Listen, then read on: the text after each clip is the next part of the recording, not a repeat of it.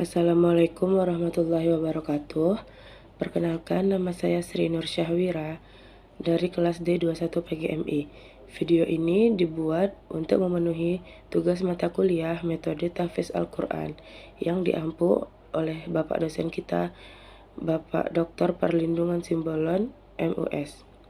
Saya akan membacakan hasil rangkuman saya. Metode menghafal Al-Quran. Yang pertama, pengertian metode. Metode secara etimologi berasal dari bahasa Yunani metodos. Kata ini berasal dari dua suku kata, yakni meta yang berarti melalui atau melewati, dan hodos yang berarti jalan atau cara. Metode berarti jalan yang dilalui untuk mencapai suatu tujuan, sedangkan secara terminologi, metode adalah cara yang di dalam fungsinya merupakan suatu alat untuk mencapai tujuan tertentu. Semakin baik metode itu, maka akan semakin efektif pula pencapaian suatu tujuan. Dalam Kamus Bahasa Indonesia, metode adalah cara yang teratur dan berpikir baik untuk mencapai maksud, sehingga dapat dipahami bahwa metode berarti ialah suatu cara yang harus dilalui untuk menyajikan bahan pelajaran agar mencapai tujuan pelajaran. Metode adalah strategi yang tidak bisa ditinggalkan dalam proses belajar mengajar. Setiap kali akan mengajar, seorang guru pasti akan menggunakan metode. Metode yang digunakan itu pasti tidak akan sembarangan, melainkan harus sesuai dengan tujuan pembelajaran. Adapun fungsi metode ialah sebagai alat untuk mencapai tujuan. Maka dari itu, apabila metode ini dikaitkan dengan menghafal Al-Quran, dapat disimpulkan bahwa metode menghafal Al-Quran adalah langkah-langkah yang harus ditempuh agar dapat menghafal Al-Quran dengan baik. Kedua, macam-macam metode menghafal Al-Quran. Menghafal Al-Quran adalah suatu proses mengingat yang dimana seluruh materi ayat harus diingat secara sempurna, dan dalam menghafal Al-Quran orang mempunyai metode dan cara yang berbeda-beda. Namun metode apapun yang dipakai tidak akan terlepas dari pembacaan yang berulang-ulang sampai dapat mengucapkannya tanpa melihat mushaf sedikit pun. Dalam pembahasan mengenai metode menghafal Al-Quran ada beberapa metode yang dapat digunakan. Adapun metode-metode tersebut yaitu yang pertama metode wahdah. Yang dimaksud dengan metode wahdah adalah menghafal dengan cara satu persatu ayat yang akan dihafalkan. Untuk mencapai hafalan awal, setiap ayat yang bisa dibaca sebanyak 10 kali atau 20 kali ataupun lebih, sehingga proses ini mampu membentuk pola dalam bayangan. Maka dengan demikian, penghafal akan mampu mengkondisikan ayat-ayat yang dihafalkannya bukan saja dalam bayangan, akan tetapi hingga benar-benar membuat gerak refleks pada lisan. Setelah benar-benar hafal, barulah dilanjutkan pada ayat-ayat berikutnya dengan cara yang sama. Demikian selanjutnya hingga mencapai satu halaman.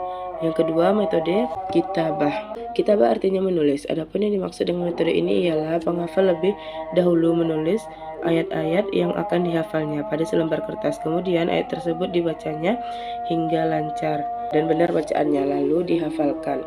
Metode ini cukup praktis dan baik karena di samping membaca dengan lisan, aspek visual menulis juga akan membantu dalam mempercepat terbentuknya pola hafalan dalam bayangan. Yang ketiga, metode simai. Simai artinya mendengar.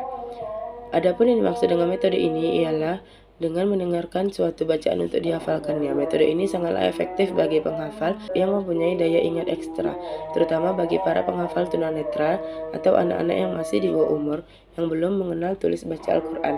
Metode ini dapat dilakukan dengan dua alternatif. Pertama, mendengar ayat-ayat yang dibacakan oleh guru yang membimbingnya. Kedua, merekam terlebih dahulu ayat-ayat yang akan dihafalkannya ke dalam pita kaset sesuai dengan kebutuhan dan kemampuannya. Kemudian kaset diputar secara seksama sambil mengikutinya secara perlahan-lahan. Yang keempat, metode gabungan. Metode ini merupakan metode gabungan antara metode pertama dan kedua, yakni metode wahdah dengan metode kitabah. Hanya saja metode wahdah di sini lebih memiliki fungsional sebagai uji coba terhadap ayat-ayat yang telah dihafalnya. Maka dalam hal ini, setelah penghafal selesai menghafal ayat yang dihafalnya, kemudian ia mencoba menuliskannya di atas kertas yang telah disediakan untuknya dengan hafalan pula. Yang kelima, metode jamak. Yang dimaksud dengan metode jamak adalah cara menghafal yang dilakukan secara kolektif, yakni ayat-ayat yang dihafal dibaca secara kolektif atau bersama-sama yang dipimpin oleh seorang instruktur. Cara atau metode ini termasuk metode yang baik untuk dikembangkan karena akan dapat menghilangkan kejenuhan. Di samping itu juga akan banyak membantu menghidupkan daya ingat terhadap ayat-ayat yang dihafalkannya. Yang keenam, metode takrir. Yang dimaksud dengan metode takrir ialah mengulang hafalan atau mensimakkan hafalan yang pernah dihafalkan atau sudah pernah disimakkan kepada guru atau ustadz.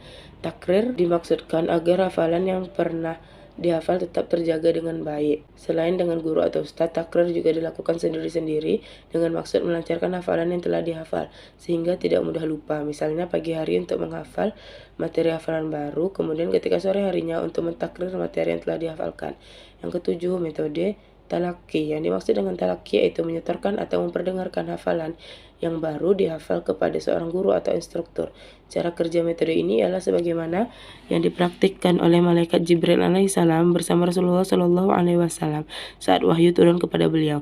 Malaikat Jibril alaihissalam terlebih dahulu membacakan wahyu atau ayat kepada Rasulullah Shallallahu alaihi wasallam di hadapannya. Kemudian secara perlahan Rasulullah Shallallahu alaihi wasallam mengikutinya sampai hafal.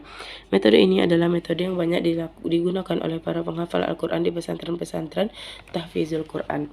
Dengan memakai metode ini, guru atau ustadz akan dapat langsung menilai bacaan dan kualitas hafalan santri atau murid, serta mengkoreksi hafalan mereka jika ada yang salah. Yang kedelapan, metode O2 atau One Day One Ayat.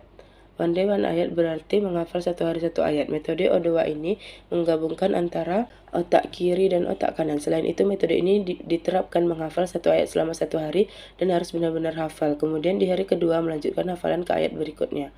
Berdasarkan pengertian tersebut dapat disimpulkan bahwa metode ini merupakan suatu metode menghafal satu hari satu ayat yang dikembangkan berdasarkan kecerdasan majemuk penghafal yang memudahkan menghafal dengan proses yang menyenangkan. Yang kesembilan, metode S. Metode S atau seluruhnya adalah sebuah metode dalam menghafal Al-Quran yang tahapannya adalah dengan membaca terlebih dahulu satu halaman dari Al-Quran dan dari baris pertama hingga baris terakhir secara berulang-ulang sampai hafal. 10. Metode B. Metode B atau bagian adalah sebuah metode dalam menghafal Al-Quran yang sedikit berbeda dengan metode S di atas. Jika metode S menghafal secara penuh satu halaman, maka metode B hanya membaca dan menghafal sebanyak satu ayat saja, atau dapat disesuaikan dengan tema pembahasan sebanyak satu ayat saja, atau dapat disesuaikan dengan tema pembahasan tertentu, sehingga satu tema bisa terdiri dari satu ayat, 3 ayat, 4 ayat, atau bahkan lebih.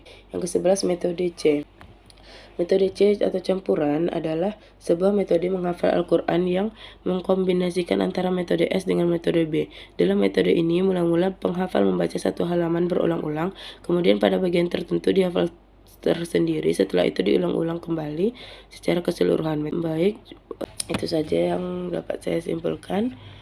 Kurang dan lebihnya mohon maaf. Wassalamualaikum warahmatullahi wabarakatuh.